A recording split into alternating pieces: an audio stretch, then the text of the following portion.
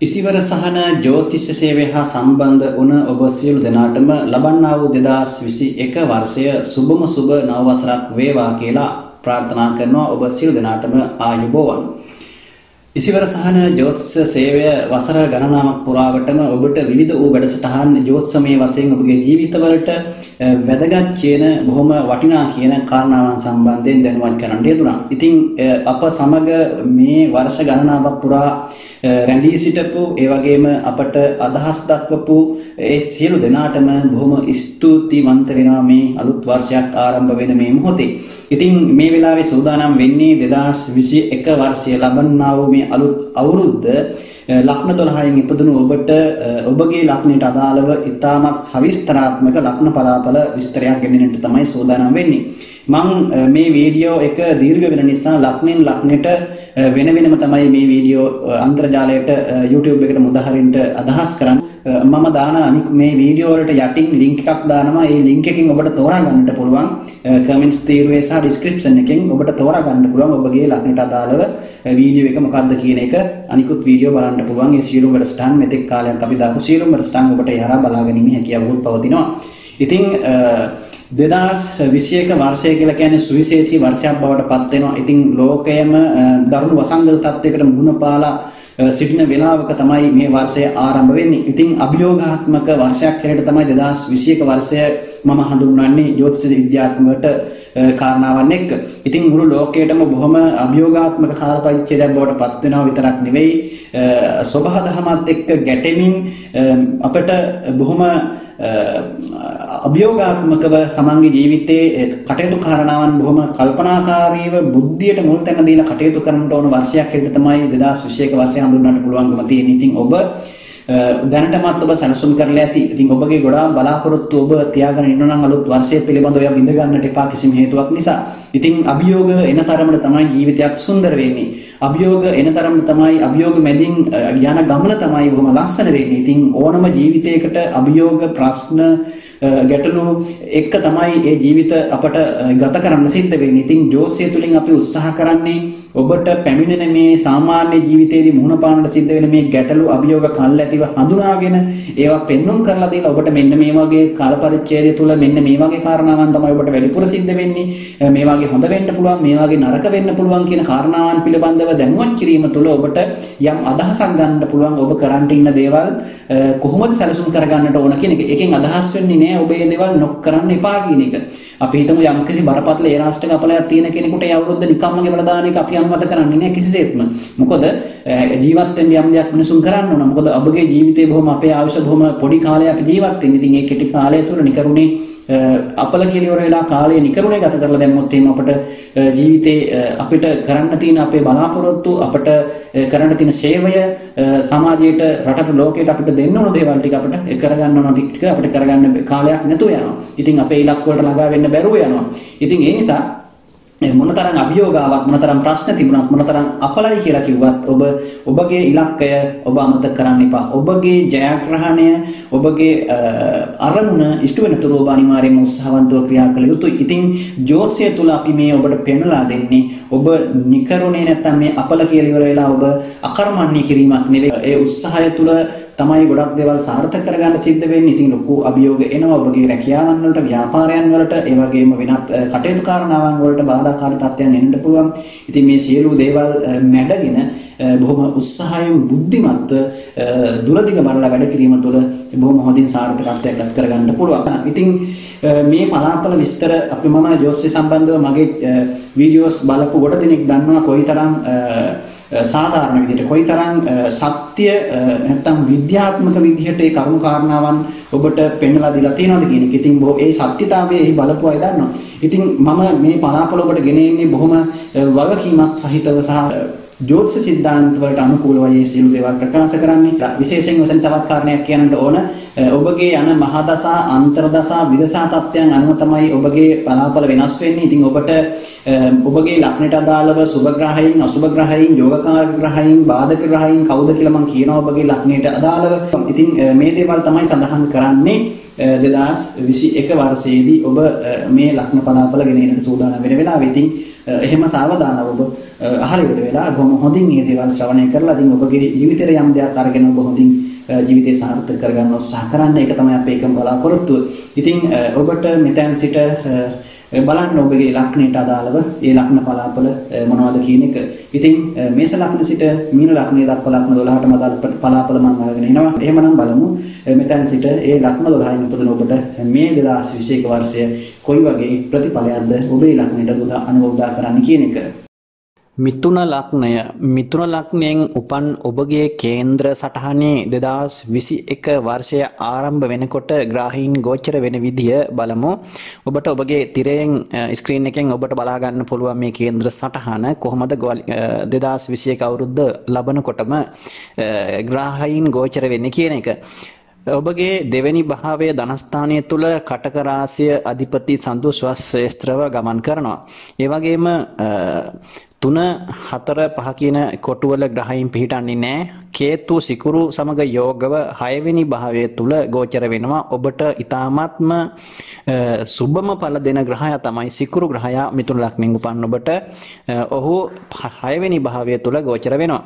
ඒ වගේම තමයි රවි සහ බුධ යෝග වෙලා කේන්ද්‍රයේ ඔබගේ ලග්නාධිපති තමයි බුධ ග්‍රහයා රවි සමග යෝග වෙලා ධනු රාශිගතව 7 වෙනි භාවය තුල විවාහ ස්ථානයේ තුල ගෝචර ගමනක යෙදෙනවා. සෙනසුරු ගුරු සමග යෝගව 8 වෙනි භාවයේ මකර රාශිගතව ගමන් කරන අතර කුජ ග්‍රහයා කේන්දරයේ 11 වෙනි සහ 6 වෙනි භාවයේ අධිපතිව 11 වෙනි භාවයේ අයස්ථානගතව ගෝචර වෙනවා. රාහු ග්‍රහයා කේන්දරයේ වෘෂභ රාශිගතව 12 වෙනි භාවයේ ගමන් කරනවා. ඉතින් මේ විදිහට තමයි මිථුන ලග්නෙන් උපන් ඔබගේ ග්‍රහයින් 2021 වර්ෂයේ ජනවාරි අවුරුද්ද පටන් ගන්නකොටම ගෝචර වෙන්නේ. ඉතින් 2021 වර්ෂයේ මිථුන ලග්නෙන් උපන් ඔබට මේ සම්පූර්ණ සමස්ත කේන්ද්‍ර සටහන අධ්‍යයනය කරාම මධ්‍යස්ථ ප්‍රතිඵල ලැබෙන වර්ෂයක් හැටියට තමයි සමස්තයක් විදිහට සඳහන් කරන්නට පුළුවන්කම තියෙන්නේ. මොකද ඔබගේ ලග්නාධිපති බුධ ග්‍රහයා කේන්ද්‍රයේ ලග්නෙන් 7 වෙනි භාවයේ තුල ගෝචර වෙනවා. ඉතින් 7 වෙන්න තරමක් ඔබට ගෝචර ගමනින් ග්‍රහයා ලග්නෙන් 7 වෙනි භාවයේ තුල ගමන් කිරීම ඒ තරම් සුබඵල උදා කරන්නේ නැති වුණත් ලග්නාධිපති නිසා තරමක් ඒ තරම් මධ්‍යස්ථ ප්‍රතිඵල උදා කරනවා. ඒ වගේම අපි මෙතනදී බලන්නට ඕන වැඩි කාලයක් ඔබගේ අවුරුද්ද පුරාම ගෝචර වෙන ග්‍රහයින් ඉන්නවා මේ කේන්ද්‍ර සටහන තුල. අවුරුද්ද පුරාම සෙනසුරු ග්‍රහයා 8 වෙනි භාවයේ මකර රාශිය ගමන් කරන 2021 වර්ෂයේ පුරාම. ඊළඟට ගුරු ග්‍රහයා 2021 වර්ෂයේ පුරාම මකර සහ කුම්භ කියන රාශි දෙකේ තමයි ගමන් කරන්නේ. ඒ වගේම රාහු ග්‍රහතුමා කේන්දරේ වෘෂභ රාශියේ 12 වෙනි භාවයේ ගමන් කරනවා වර්ෂය පුරාම.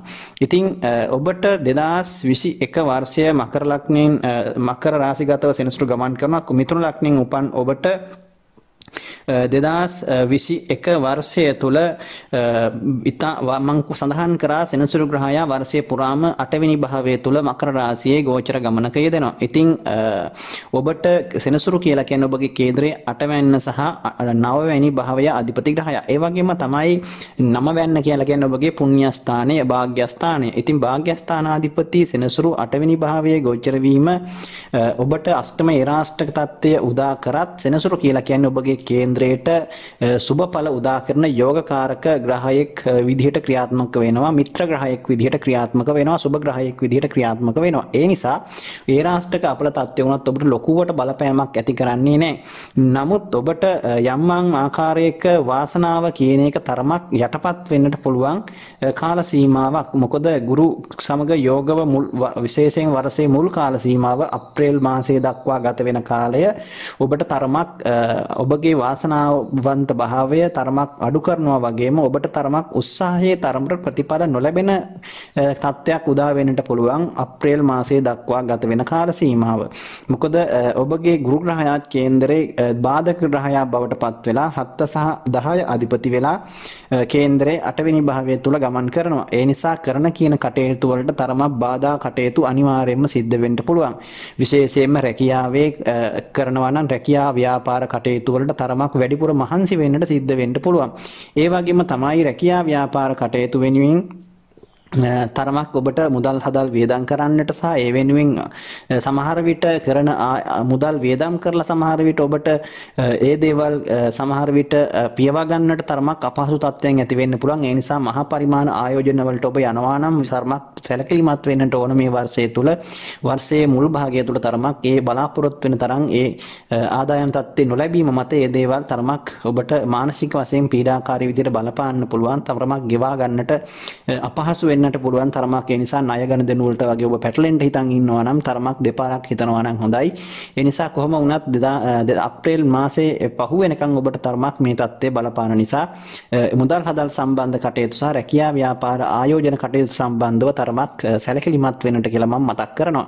ඉතින් ඒ වගේම තමයි ඔබට විශේෂයෙන්ම ඔබගේ 12 වෙනි භාවය තුල වර්ෂයේ පුරාම රාහු ග්‍රහතුමා ගමන් කරනවා. ඉතින් වියදම් අනවශ්‍ය විදිහට ඒ කියන්නේ ඔබ බලාපොරොත්තු නොවන ආකාරයේ වියදම් ඔබට යෙදෙන්න පුළුවන්. ඔබට මුදල් හානි සහ ඔබට බලාපොරොත්තු නොවන ආකාරයේ මුදල් කරදර ප්‍රශ්න මුදල් අතින් අමාරුකම් වලටපත් වෙන්න පුළුවන් වර්ෂයක්. මොකද ඒකට හේතුව ඔබට මුදල් නොලැබීම නෙවෙයි. ඇත්තටම ඔබ මුදල් හම්බ කරනවා. හම්බ කරත් ඔබට ඒ මුදල ප්‍රමාණවත් වෙන්නේ නැහැ. හදිසියේ යෙදෙන වියදම් තත්ත්වයන් යෙදෙනවා කීපයක්ම ඔබට වර්ෂය තුළ. ඒ හදිසි වියදම් තත්ත්වය නිසා ඔබට තමන්ගේ තැන්පත් මුදල් වියදම් වෙන්නට පුළුවන් සහ අතේ මිටේ මුදල් අඩු වෙන්නට පුළුවන්, හිඟ වෙන්නට පුළුවන්. ඒ නිසා ණයතුරුස් වෙන්නට පවා සිද්ධ වෙන්නට පුළුවන්. ඒ නිසා ඔබ පුළුවන් තරම් කළමනාකරණය කරගන්න උත්සාහ කරන්න ඕන. බුද්ධිමත්ව කටයුතු කරන්නට උත්සාහ කරන්න ඕන. මේ වර්ෂය තුළ මුදල් කළමනාකරණය සම්බන්ධයෙන් අනිවාර්යයෙන්ම දෙතුන් පාරක් හිතලා වැඩ කරන්නට ඕන. මොකද ඔබ ආදායමට සහ වියදම කියන එක හරියට තුලනාත්මකව පවත්වා ගැනීම තුළ තමයි වර්ෂයේ සාර්ථකත්වය අසාර්ථකත්වය කියන එක ඔබට අනිවාර්යයෙන්ම තීරණය වෙන්නේ. ඒ නිසා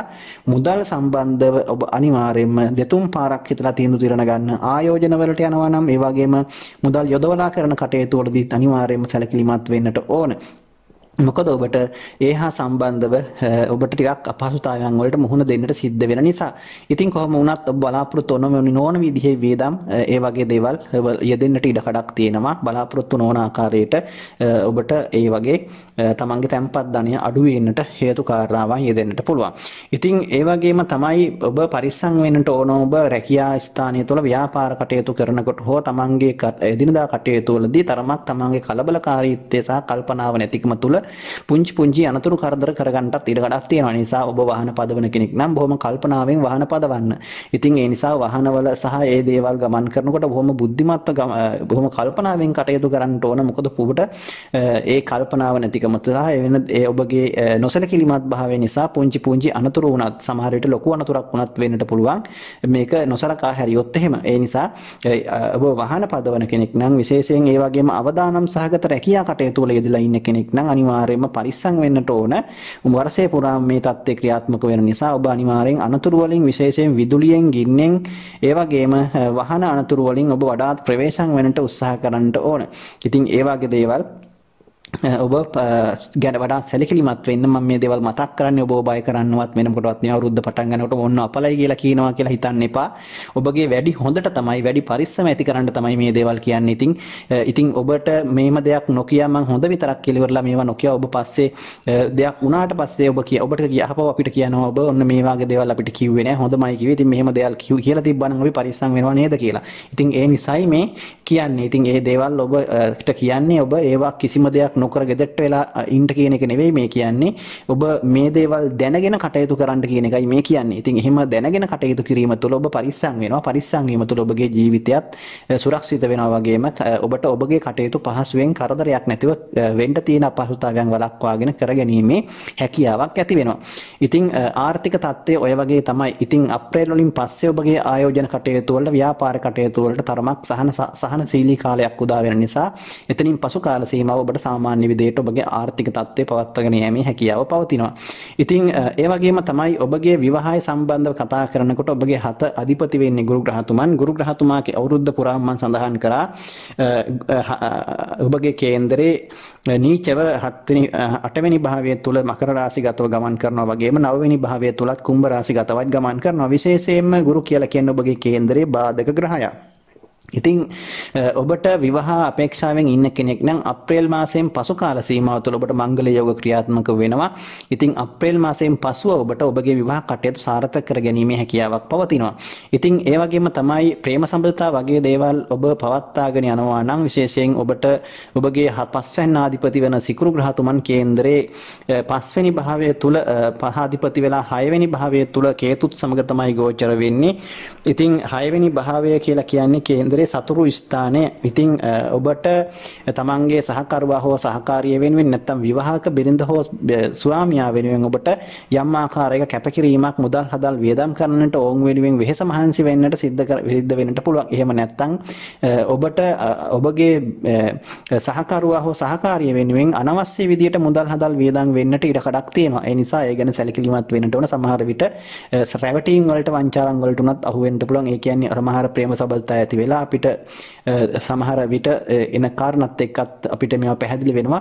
ඒ නිසා ඉතින් ඒ වාගේ මුදල් වංචා කරලා ඉවර වෙලා ඔබට අපහසුතාවයට පත් කරන්නත් ඉඩ කඩක් තියෙනවා. ඒ වගේ අවස්ථාත් උදා වෙන්න පුළුවන්. ඒ නිසා ප්‍රේම සම්බන්ධතාවලදී ඔබ වඩාත් සැලකිලිමත් වෙන්න ඕන. මුදල් හදල් පරිහරණයේදී ඒවා සම්බන්ධව ගැටලු ඇති වෙන්න ඉඩ කඩක් තියෙනවා. ඔබට ඔබගේ මුදල් හානි වෙන්න පුළුවන්. ඒ නිසා වංචාකරුවන්ට බොරුකාරයින්ට අහු වෙලා. ඒ නිසා විවාහයේදී වුණත් ඔබ මේ කාරණේ පිළිබඳව සැලකිලිමත් වෙන එක ඉතාමත් හොඳයි. කොහොම වුණත් ඔබට ඔබගේ මේ විවාහය සම්බන්ධව කතා කරනකොට ටිකක් ඔබට වසරේ මුල් කාල සීමාව තමයි මේ සම්බන්ධව කරදර බාධක ඇති කරන්නේ අප්‍රේල් මාසයෙන් මෙහාට. ඉතින් එතනින් පසු කාල සීමාව තරමක් ඔබට ගැටලුකාරීතරයක් ඇති කරන්නේ නැහැ. ඔබගේ කටයුතු ඒ වගේම ඒ විවාහ කටයුතු ඒ මුදල් හදල් සම්බන්ධ කටයුතු උනත් සාර්ථක කර ගැනීමේ හැකියාවක් ඔබට පවතිනවා. මොකද ඔබට මම මුලින්ම සඳහන් කරා ඉතාමත් සුබඵල දෙන ග්‍රහයෙක් තමයි ඔබගේ කේන්දරේ මේ සිකුරු ග්‍රහය. සිකුරු ග්‍රහය. ඉතින් සිකුරු කියන්නේ ඔබගේ 5 වගේම 12 වෙන්නත් අධිපති ග්‍රහයයි. ඉතින් වසරේ අවුරුද්ද පටන් ගන්නකොටම මුල භාගය තුල තමයි ඔබට වඩාත් මේකින් ඔබගේ මුදල් හා ප්‍රේම සම්බන්ධතා සම්බන්ධව අසුබ විදිහට බලපාන්නේ. එතනින් පසු කාල සීමාව ඉතාමත් යහපත් බවට පත් වෙනවා. ඉතින් ඒ වගේම තමයි ඔබට ඔබගේ දරුවන් සම්බන්ධව ඉතාමත් කතා කරන්න අවශ්‍යයි. ඔබගේ දරුවන් බලාපොරොත්තුවෙන් ඉන්න කෙනෙක් නම් විශේෂයෙන් ඔබට අවුරුද්දේ මුල් කාල සීමාවෙන් පසුව ඒ බලාපොරොත්තු සාර්ථක කර ගැනීමේ හැකියාවක් තියෙනවා. විශේෂයෙන් මාර්තු වලින් පසුව වගේ. ඉතින් කොහොම වුණත් ඔබට දරුවන් ඉන්න කෙනෙක් නම් තරමක් තමන්ගේ දරුවන් සම්බන්ධව වඩා සැලකිලිමත් වෙන්නට ඕන. මොකද දරුවන්ට තරමක් අපල කරදර ඒ වගේම අසනීපකාරී තත්ත්වයන් ඔවුන් වෙනුවෙන් යම් ආකාරයක මුදල් හදල් වියදම් කරන්නට ඔබට සිද්ධ වෙන්නට ඉඩ කඩක් පවතින නිසා. ඉතින් ඒ ගැන ඒ නිසා ඔබ වඩා සැලකිලිමත් වෙන්නට ඕන. තමන්ගේ දරුවන් පරිස්සම් කරගන්නට ඕන. ඔවුන්ට බලාපොරොත්තු නොවන විදිහේ යම් ආකාරයක කරදර බාධක ඇති කරන්නට ඉඩ කඩක් තියෙනවා. ඔවුන් වෙනුවෙන් ඔබට මුදල් හදල් වියදම් කරන්නට සිද්ධ වීමේ ඉඩ කඩක් පවතිනවා. අනිවාර්යයෙන්ම 2021 වර්ෂයේ මුල් කාල සීමාව තුළ විශේෂයෙන් ඒ ගැන සැලකිලිමත් වෙන්නට ඕන. ඉතින් ඒ වගේම තමයි ඔබගේ පදිංචි ස්ථානයේ තුල යම් ආකාරයක ඔබගේ ලග්නාධිපති බුධ 7 වෙනි භාවය තුල ගෝචර වෙනවා. ඉතින් ඔබගේ විශේෂයෙන් ඔබට ඔබගේ පදිංචි ස්ථානයේ තුල යම් ආකාරයක වෙනසක් සිද්ධ වෙන්නටත් ඉඩ කඩක් තියෙනවා. බොහෝ විට ඔබගේ ආත්මගරුත්වයට චරිතයට හානි සිද්ධ වෙන්නට ඉඩ කඩක් පවතිනවා වර්ෂයක්. ඉතින් ඒ හින්දා ඔබ කරන කියන දේවල් බුද්ධිමත්ව කරන්න. සමහරවිට මේක වෙන්නේ ඔබ දුරදිග බලන්නේ නැතුව ගන්න තීරණයක් හින්දා. ඉතින් ඔබ දුරදිග නොබලා ගන්න අර හදිස්සියට ගන්න තීරණයක් හින්දා ඔබට බොහොම ඔබගේ ඔබ අපහසුතාවයටපත් වෙන්නට ඔබට යම් මානසික වශයෙන් පීඩා විඳින්නට සිද්ධ වෙන බවක් පෙන්වන්න කරනවා. ඒ නිසා ගන්න තියෙන තීරණ බොහොම හොඳට කල්පනාකාරීව ගැනීම තමයි වැදගත් වෙන්නේ. ඉතින් ඒ වගේම තමා ඔබට ඔබගේ අධ්‍යාපන ශ්‍රේෂ්ඨ වල ඉන්න කෙනෙක් නම් අධ්‍යාපන කටයුතු වලට තරමක් ප්‍රාථමික අධ්‍යාපන කටයුතු වලට බාධාකාරී තත්ත්වයන් ඇති වෙනවා. ඒ කියන්නේ ඉහළ උසස් අධ්‍යාපන කටයුතු වලට ලොකු ගැටලුකාරී තත්ත්වයක් ඇති කරන්නේ නැහැ. නමුත් සාමාන්‍ය ප්‍රාථමික අධ්‍යාපනය වල ඉඳලා ඉන්නවා නම් ඔබට තරමක් ඔබට යම් අසනීප කරදර හෝ වෙනත් තත්ත්වයන් හේතු මත ඔබට ඒවට බාධා කටයුතු කාරණාවන් යෙදීම ඉඩකඩක් තියෙනවා. මොකද පහ අධිපති සිගුරු රෝගස්ථානගතව සතුරු ස්ථානගතව ක්‍රියාත්මක වෙන නිසා. තවත් දෙයක් කියන්නට ඔබට විශේෂයෙන් ඔබට සතුරු කරදර රහස් කුමන්ත්‍රණ ආදී ලෙස ඔබට ක්‍රියාත්මක වෙන්න පුළුවන් කාල සීමාවක්. විශේෂයෙන් ඔබගේ රැකියාව සහ ආදායම් තත්ත්වය සහ ඔබගේ ප්‍රේම සබඳතා සම්බන්ධව මේ තත්ත්වය බොහෝ විට ක්‍රියාත්මක වෙන්නට පුළුවන්. ඒ නිසා ඔබට කුමන්ත්‍රණකාරී ලෙස යම් යම් ආකාරයක සතුරු කරදරات යෙදීමේ ඉඩකඩක් පවතිනවා. ඒ නිසා ඔබ ඒ ගැන සැලකිලිමත් වෙන්නට ඕන මේ කාල සීමාව තුළ. ඉතින් ඒ වගේම තමයි ඔබගේ විවාහය ගැන කතා කරා. ඔබගේ රැකියාව සම්බන්ධවත් මම සඳහන් කරා. ඔබගේ රැකියාව සම්බන්ධ තව දෙයක් කියනවා. රැකියා අපේක්ෂාවෙන් ඉන්න අයට අප්‍රේල් වලින් පසු කාල සීමාව තුළ ඔබගේ රැකියාව බලාපොරොත්තු සාර්ථක කරගන්න පුළුවන් වර්ෂයක්. ඒ හින්දා මිථුන ලග්නෙන් උපන් ඔබට ඔබගේ රැකියාව ව්‍යාපාර උනත් කරනවා නම් ඔබට මේ දේවල් බොහොම හොඳින් සාර්ථක කරගන්න හොඳයි. අප්‍රේල් වලින් පසු කාල සීමාව තුළ මේ බලාපොරොත්තු ඉෂ්ට කරගන්නට පුළුවන්. කොහොම වුණත් රැකියාවේ යම් වෙනසක් නම් සිද්ධ වෙන්න පුළුවන් ඉදිරි කාල සීමාව තුළ මේ වර්ෂය අවසන් වෙන්නට පෙර අනිවාර්යයෙන්ම රැකියාවේ ඔබගේ තනතුරේ හෝ ඔබගේ ස්ථානීය වශයෙන් වෙනසක් සිද්ධ වෙන්නට නියමිතව තියෙනවා. බොහෝ විට මේ දේවල් මේ විදිහට සිද්ධ වෙවි. ඉතින් ඔබගේ මහදසා අන්තර්දසා අනුවත් මේ දේවල් වෙනස් වෙන්නට පුළුවන්. ඉතින් කොහොම වුණත් ඔබට ඔබගේ ලග්නයට විශේෂයෙන් සුබ ග්‍රහයන්ගේ මහදසා අන්තර්දසා නම් ගත වෙන්නේ විශේෂයෙන් සිකුරුගේ ඊට පස්සේ සෙනසුරුගේ ඊට පස්සේ බුධගේ මේ ආදී වශයෙන් සුබ ග්‍රහයන්ගේ මහදසාවක් අන්තර්දසාවක් නම් ගත වෙන්නේ ඔබට ඊටමත් සුබඵල ඇති කරනවා වගේම අසුබ ග්‍රහයන්ගේ මහදසා අන්තර්දසා ගත වෙනකොට තරමක් අසුබඵල ඇති කරන්නට පුළුවන්.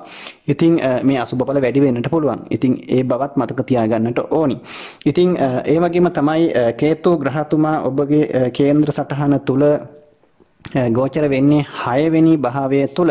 ඉතින් 6 වෙනි භාවය කියලා කියන්නේ තරමක් කේතුට ගෝචර ගමනින් සුබ ස්ථානයක් හැටියට තමයි සඳහන් කරන්නේ. ඉතින් එතනදී ඔබට අර තරමක් ඔබගේ කේතු 6 වෙනි භාවය තුල ගමන් කිරීම තුල යමක් ඔබට තියෙන අසනීප කරදර තිබුණා නම් යම් දේවල් ඔබට සොයා ගන්නට බැරි විදිහේ දේවල් ඒවට යම් ආකාරයක ප්‍රතිකර්ම සොයා ගන්නට ඒ දේවල් සුවාතරපත් කරන්න අවශ්‍ය කරන මාර්ග ඔබට විවර කරගන්න පුළුවන් වෙනවා මේ ඉදිරි වර්ෂය තුල.